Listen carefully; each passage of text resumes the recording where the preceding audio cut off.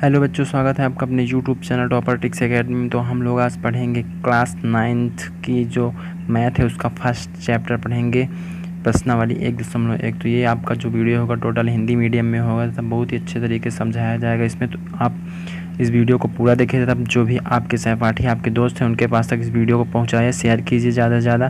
ठीक है, चैनल को सब्सक्राइब कर लीजिए, जो नीचे लाल कलर की बटन दी हुई है तो उसको क्लिक करके चैनल को सब्सक्राइब कर लीजिए, ताकि मैं जो भी वीडियो बनाता हूं तो आपके पास तक आसानी से उसका नोटिफिकेशन पहुंच जाए। ठीक है, तो चलिए देखते हैं इनके क्वेश्चन को।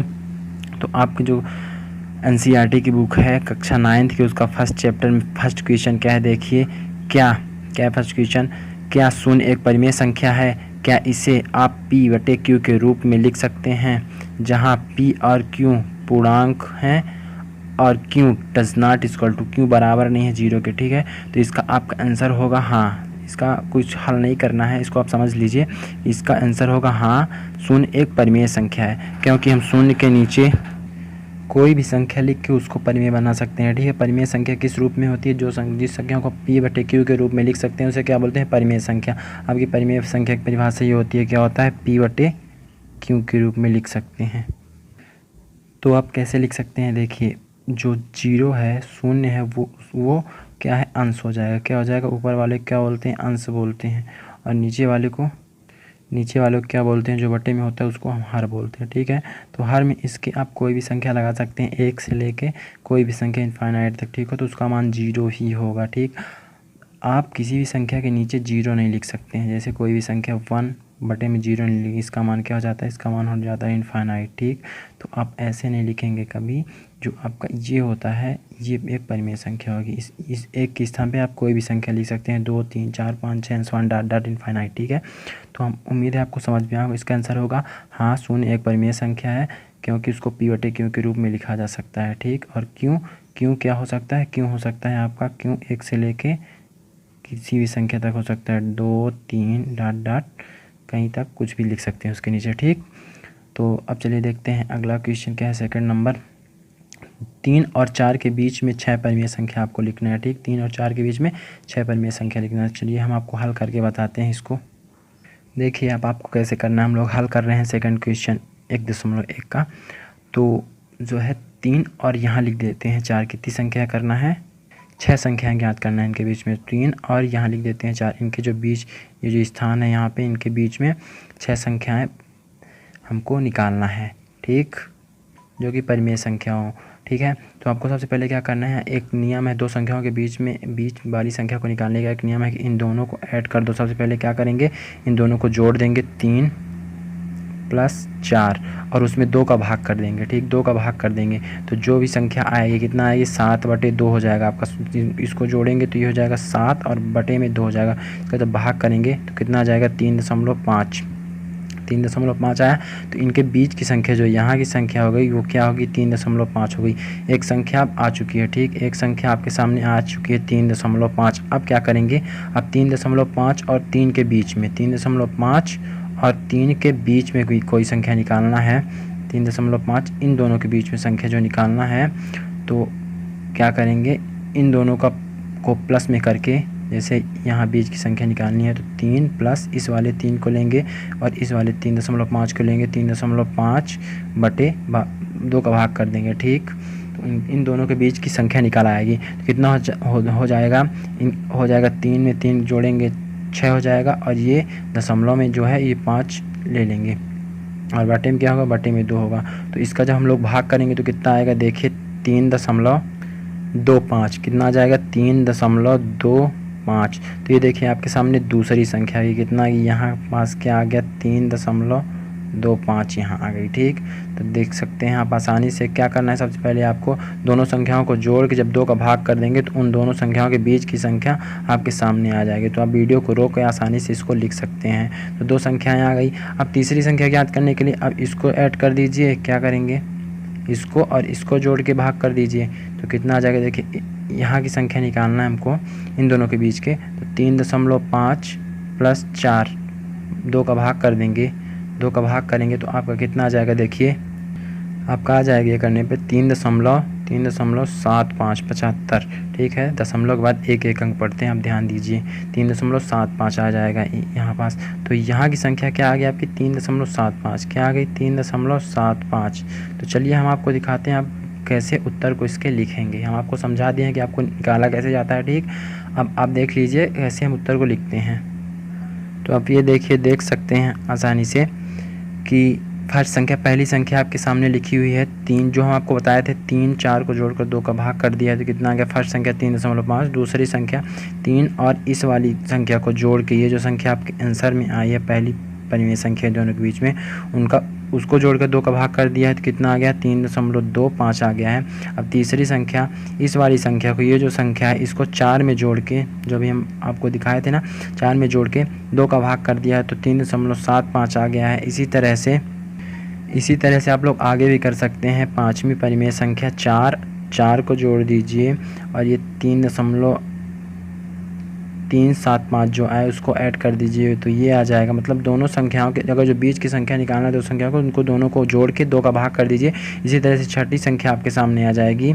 तो आपकी जो अतः 6 अभीष्ट परिमेय संख्या 3 व 4 के बीच में जो होंगी, 3 और 4 के बीच में, तो 3.25 3.375 3.5 3.75 3.875 3.125, ठीक है। ये आपकी 6 परिमेय संख्या, यही आपका क्या है, ये आपका आंसर है, ठीक। तो उम्मीद है आपको अच्छे समझ में आ रहा होगा। तो प्लीज़ चैनल को सब्सक्राइब कर लीजिए, तो अपने दोस्तों के पास शेयर करना बिल्कुल न भूलें, क्योंकि आपको इसमें बहुत ही बेहतरीन तरीके से पढ़ाया जाएगा। जो भी सब्जेक्ट होंगे आपके, पूरे सब्जेक्ट आपके क्लास के। तो चलिए नेक्स्ट क्वेश्चन देखते हैं। तो आपका थर्ड क्वेश्चन है आपके सामने कि 3.3 अर्थात 3/5 और 4/5 के बीच में 5 परिमेय संख्याएं ज्ञात करना है, ठीक है। तो चलिए इसको देख लेते हैं कैसे होगा। तो सबसे पहले आप क्या करेंगे, इसमें देखिए 3/5 और 4/5 के बीच में 3 में 5 का भाग करेंगे। अगर जो हम लोग 3 में 5 का हम लोग अगर भाग करते हैं तो 0 पॉइंट आपका जो भागफल आएगा 0.60, ठीक है, 0.6 आ रहा है, ठीक। और अगर जो हम 4 में 5 का भाग करेंगे तो 0.8 आ रहा है। 0 भाग न जाएगा, एक भी भाग न खाए लब्धे शून्य जिसको बोल सकते हैं। फिर दशमलव लगा आपका, फिर 5 40 गया तो कट गया, ठीक है। तो आप इसके बाद 0 लगा सकते हैं अपने मन से, ठीक। तो ये हो गया 0.80, ठीक, 0.80 0.60। इसी तरह से इसमें लगा के 6 पंचे 30, इससे इसमें गुणा होगा तो 30 आएगा, तो ये भी कट जाएगा। इसीलिए 0. इसका मान आ रहा है 0.6, इसका मान आ रहा है 0.08 आ रहा है, सॉरी 0.80 कर सकते हैं, 0.6 आपको, ताकि आपको सरलता हो करने में, ठीक। इसलिए हम 0 लगा दिए। दशमलव यहाँ पास भी दशमलव है, ठीक है। तो आप लोग देखिए अब आगे कैसे करेंगे। अब ये बहुत ही सरल कॉन्सेप्ट हम आपको बता रहे हैं, इससे आप का समय भी बचेगा और आपके समझ में भी आसानी से आ जाएगा, ठीक है। तो देखिए आप क्या करेंगे, सबसे पहले आप इन दो संख्याओं को लिख लेंगे 0.60 और यहाँ लिख लेंगे 0.80। तो मान लीजिए ये 60 है और ये 80 है, तो इनके बीच में आपको 5 संख्या केवल लिखनी है। तो आप लिख दीजिए 0.61 0.62 0. यहाँ स्थान नहीं है तो हम ऊपर लिख दे रहे हैं 0.63 और 0.64। तो कितनी हुई 1 2 3 4, और एक और लिखना है 0.65 कर लीजिए 0.65। तो यही आपका आंसर है। 5 परिमेय संख्या आपके सामने आ गई 0.60 के और 0.80 के बीच में, अर्थात इनके और इनके बीच में, क्योंकि इसका मान ये होता है और इसका मान ये होता है, ठीक। हम इसलिए दशमलव में चेंज किए ताकि हमको आसानी हो करने में। 0.60 0.62 0.63 0.64 0.65, यही आपके आंसर है, ठीक। इसको आप अपने नोट्स में आसानी से लिख सकते हैं और इसको अच्छे से पढ़ लीजिए ताकि आपसे इस तरह के नियम आने लगे। तो अब आगे बढ़ते हैं हम लोग। तो जो आपको हम थर्ड क्वेश्चन बताए हैं उसके आंसर में और भी दे सकते हैं, जैसे 71 0.71 दे सकते हैं, 72 मतलब 80 तक कोई भी संख्या, 79 0.79 भी दे सकता है, ठीक है। तो आप बिल्कुल भी चिंता मत करिए, वो भी आपका आंसर सही है और ये भी आपका आंसर सही है, ठीक है। आप कई संख्या लिख सकते हैं इनके दो संख्याओं के बीच में, ठीक। तो चलिए देखते हैं नेक्स्ट क्वेश्चन क्या है आपका। इस पार्ट का 4th नंबर क्वेश्चन और अंतिम क्वेश्चन है। देखिए 4th नंबर, निम्नलिखित क्या निम्नलिखित कथन सत्य है, कारण सहित उत्तर दीजिए। ठीक, तो फर्स्ट कथन आपका क्या है, प्रत्येक प्राकृतिक संख्या एक पूर्ण संख्या है। प्रत्येक प्राकृतिक संख्या एक पूर्ण संख्या है। हाँ बिल्कुल, इसका आपका आंसर होगा हाँ, प्रत्येक प्राकृतिक संख्या जो होती हैं वो पूर्ण संख्या होती हैं। ठीक, क्योंकि हम आपको क्या बता दें, हम आपको बता दें कि प्राकृतिक संख्या और पूर्ण संख्या कौन सी होती हैं। प्राकृतिक संख्या जो होती हैं वो 1 से लेकर इनफाइनाइट तक, जीरो को छोड़ दीजिए, तो 1 से लेकर अनंत तक की जितनी संख्याएं होती हैं, अनंत तक की, उनको क्या बोलते हैं, धनात्मक की तरफ, धनात्मक। ठीक, तो उसे प्राकृतिक संख्या बोलते हैं। अगर उसमें जीरो ऐड कर दिए, जीरो से लेकर इनफाइनाइट तक, जीरो से लेकर अनंत तक बोलें, तो वो होती हैं प्राकृतिक संख्याएँ, वो हो जाएंगी पूर्ण संख्या, क्योंकि जीरो को प्राकृतिक में नहीं गिना जाता है। ठीक, तो आप इसको अच्छे समझ लीजिए, उसकी परिभाषा भी याद कर लीजिए। तो आपके सामने जो सेकंड क्वेश्चन है इसका सत्य असत्य का, प्रत्येक पूर्णांक संख्या एक पूर्ण संख्या होती है क्या, तो आपका सेकंड का आंसर हो जाएगा क्या है, देखिए सेकंड का आंसर आपका है नहीं। क्या होगा, नहीं, क्योंकि ऋणात्मक पूर्णांक पूर्ण संख्याएं